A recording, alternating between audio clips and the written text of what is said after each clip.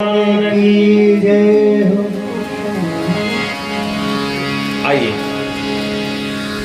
थोड़े से पद को गुनगुनाते हुए हम सब लोग फिर आगे कथा में प्रवेश करते हैं। अब परमात्मा कृष्ण का वो प्यारा चरित्र श्रवण कराएंगे, लेकिन इसके पहले नर नारायण भगवान का चरित्र आएगा।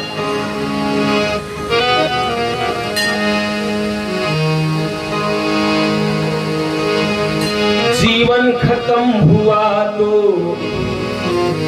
जीने का ढंग आया, जीवन खत्म हुआ तो जीने का ढंग आया, जीवन खत्म हुआ तो जीने का ढंग आया, जीवन खत्म हुआ तो जीने का ढंग आया, जीवन खत्म हुआ तो जीने का ढंग आया, जीवन खत्म हुआ तो जीने का ढंग आया, जीवन खत्म हुआ जीने का ढंग आया। जब समा बुझ गई तो, जब समा बुझ गई तो मन दिल में रंग आया, जब बुझ गई तो मन दिल में रंग आया।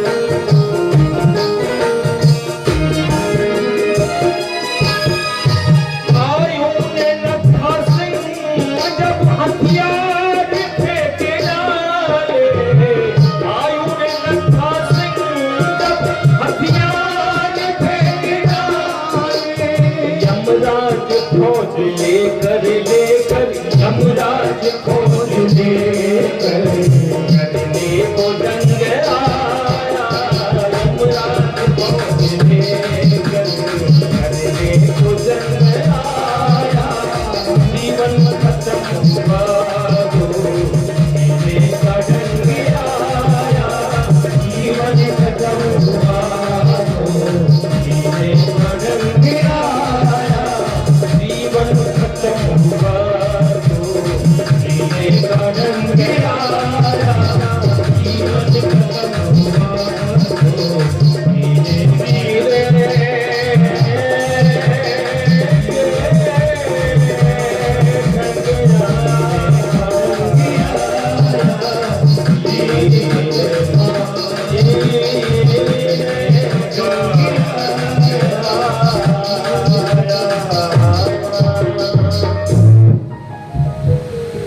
बहुत अच्छी बात लिखी है। जीवात्मा जब यहाँ से जाने लगता है, समय समाप्त हो जाता, तब कहता है हे मालिक मुझे भजन करने का मौका दे दो। जब समय समाप्त हो जाता है तब कहता है कि हे मालिक मुझे एक बार भजन करने का मौका दे दो। ठाकुर जी का भैया जब खाली वक्त था उस समय क्यों नहीं याद किया? अब तो समय जा चुका। बड़ी चेतावनी है, इसलिए कहते भजन करने की आदत तो नौजवानी में युवावान अवश्य शुरू करना चाहिए, जिससे हमारी इंद्रियों को अभ्यास हो जाए भगवान का नाम जप करने के लिए, हमारी इंद्रियां अभ्यासी बन जाएं। क्योंकि एक बार की बात है, कोई एक सेठ जी थे, हलवाई की दुकान थी, बहुत बढ़िया काम था, और अंतिम समय आ गया, दीपावली और ईद का समय था। उन्होंने सोचा, पूछ रहे कि महाराज कोई मिलने गया उनसे, कहने ये बताइए महाराज हमारे यहाँ हमारी ईद ठीक गई? मरणासन्न पड़े हुए शरीर कब छूट जाए कोई भरोसा नहीं है। महाराज ने कहा कि सावधान हो जाओ सेठ जी, अगर ऐसे आपने पूछा तो अगले बार में आपको सफेद टोपी मिल जाएगी। हाँ, शरीर छूटने वाला है। इसे शास्त्र कहता है शरीर छूटने के बाद चेतना हमारी जहां जाएगी वही हमारा अगला जन्म हो जाएगा। इसलिए कहते अच्छा सोचो अच्छा बनो। अच्छा सोचने के लिए अभ्यास आपको हमको ही तो करना पड़ेगा, कौन करेगा? इसलिए अभ्यास बनाओ रोज भगवान का नाम जप करने के लिए, भगवान से जुड़ने का रोज अभ्यास होना चाहिए। नित्य 10 मिनट 5 मिनट कुछ समय निकालिए अपने जीवन में से, जो आपका आपके भगवान के लिए हो, और के लिए नहीं। संसार के लिए अनंत बार हम आप समय दे चुके हैं, इसका कोई आदि अंत नहीं है। इसलिए कहते हैं कि शास्त्र इसीलिए तो आए हैं, हमको आपको जगाने आए हैं कि जाग जाओ। आहा, कथा आगे बढ़ी। जन्मेजय ने पूछा गुरु जी, हमारे तो बार बार मन में प्रश्न आता है, बताओ आप भगवान के पिता वसुदेव जी, माता देवकी, भगवान के पिता माता, वो जब जेल में डाल दिए गए, कमाल हो गया महाराज। और लोगों की भी बड़ी यातनाएं हुई। जब भगवान के लोगों के साथ ऐसा होता है तो आम जनमानस के साथ पता नहीं क्या से क्या हो जाएगा। बड़ा अजीब सा प्रश्न खड़ा होता है हमारे मन मस्तिष्क में। प्रभु व्यासदेव ने कहा, राजन कर्म की गति बड़ी गहन है, कब कर्म किसको क्या पहुंचा दे कुछ पता नहीं है। इसलिए कहते हैं कर्म विकर्म अकर्म, कर्म का कई प्रकार है, और ऐसे जीवात्मा तीनों गुणों से मिश्रित होकर के बार बार जन्म लेना, बार बार दुखी होना, बार बार मरना, बार बार लड़ाई झगड़ा करना, ये चल रहा है अनंत काल से, और चलता रहेगा जब तक इसका अस्थायी समाधान नहीं किया जाएगा। कर्म प्रधान विश्व करी राखा, जो जस करई सो तस फल चाखा। भगवान कहते हैं मैं किसी के कार्य में कोई संक्षेप नहीं करता, मैं कोई हस्तक्षेप नहीं करता, जो जैसा कर्म किया है उसी का फल बनाकर उसे दे देता हूं। इसलिए ठाकुर जी कहते हैं, अथवा भगवती कहती है कि तेरे कर्म का विपाक तेरी विपत्ति का कारण है, तेरे कर्म का विपाक ही तेरे दुख का कारण है। मेरी कृपा तो बरस रही है अनवरत और बरसती रहेगी। मेरी कृपा से तमाम लोगों की समस्याओं का समाधान होता है, तेरा भी होगा, लेकिन पहले कर्म तो कट जाने दे। मानव चोला बन जाने के बाद जो कर्म तैयार हो गया उसको काटना ही पड़ेगा इस शरीर से ही। लेकिन हाँ, एक बात तो है, भगवती कृपा हो जाए अथवा दैवी कृपा हो जाए तो अगला पिछला हिसाब सपाचट। अगर आप भगवान से जुड़ गए तो जुड़ने के बाद एक चीज का फायदा तो होता है कि आपके अगले पिछले हिसाब सब बही खाते बहा दिए जाते हैं बहते हुए पानी में। अब नया नया हिसाब बनता है, अभी मेरा हो गया, अब इसकी समस्याएं मेरी समस्याएं हैं। भगवान यही तो कहते हैं, भगवती यही तो कहती है कि अभी मेरा हो गया, अब मेरे व्यक्ति की समस्या मेरी समस्या है। हम लोग जुड़ ना पाए अलग बात है। आज जगवाला से आनंद सिंह भी बता रहे हैं और इनको संयोगवश हम सूचना भी नहीं दे पाए, केवल फेसबुक के माध्यम से आए हैं और कह रहे हैं कि मैं आज पता लगाने आया था कि कार्यक्रम सही में हो रहा है कि नहीं। हाँ,